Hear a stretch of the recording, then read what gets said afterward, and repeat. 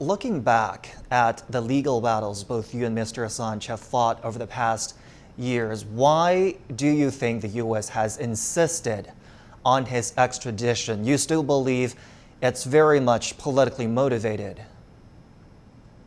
Absolutely. I mean, the nature of the crime that they're prosecuting is journalistic activity. The U.S. is taking an outrageous case. It is alone in the world, to my knowledge, of in any country that it is trying to extradite a foreign journalist. Julian is not an American citizen. He has nothing to do with the United States other than having published its crimes. He is an Australian citizen who was in the United Kingdom publishing from here. So it's just completely outrageous and a danger to global media freedom generally that the U.S. has been allowed to proceed on this basis. And it has to be seen in the context of the Trump administration. Julian was not indicted under the Obama administration.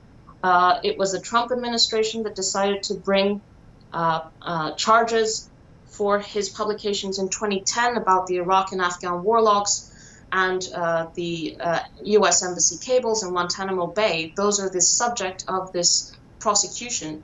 Julian faces 175 years. Reporters Without Borders yesterday published a report saying that the sentence against Julian, 175 years, is the heaviest sentence of any country against any journalist. The Trump administration decided to use extradition as a political tool to further its political and economic interests. It did it against Huawei CTO Meng Wanzhou, and it did it against Julian for his journalistic activity because he has been publishing evidence of U.S. corruption and war crimes, and they want to silence him forever. Your thoughts on the U.S. argument that what was published on WikiLeaks constitutes a national security threat to the United States. Does that hold water? Well, this is the kind of sweeping talking point that the U.S. has advanced from day one, but when it comes to actually substantiating that talking point, they come up with zero. Under oath, the U.S. government has said that no person has come to harm as a result of these publications. Internally, it was published in Reuters in January 2011 that they had been overstating any harm, that in fact the impact on the U.S. was no harm or just a political embarrassment, basically. And the U.S. is taking this case because they want to silence a publisher. It is that simple. They want to silence someone who has been publishing true information to the public about government crimes.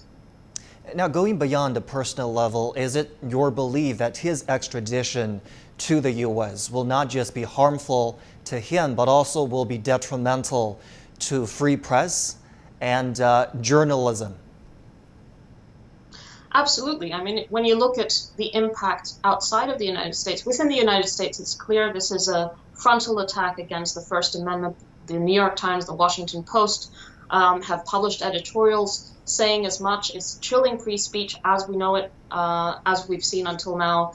This is why they're publishing these editorials, because they're not publishing everything they're getting, or they're not publishing really important, controversial things because of this prosecution. But beyond the U.S. borders, the U.S. has taken an extraterritorial case to limit press freedom abroad. It is absolutely incomprehensible that they're basically declaring universal jurisdiction over speech, over what one can publish in the UK, in China, and so on. Imagine they can use this theory against Chinese journalists working in Europe or working in anywhere, really. If a Chinese journalist publishes something the US doesn't like, they can use this same theory against them. So it's extremely dangerous for any media worker and for free speech globally that it is being criminalized.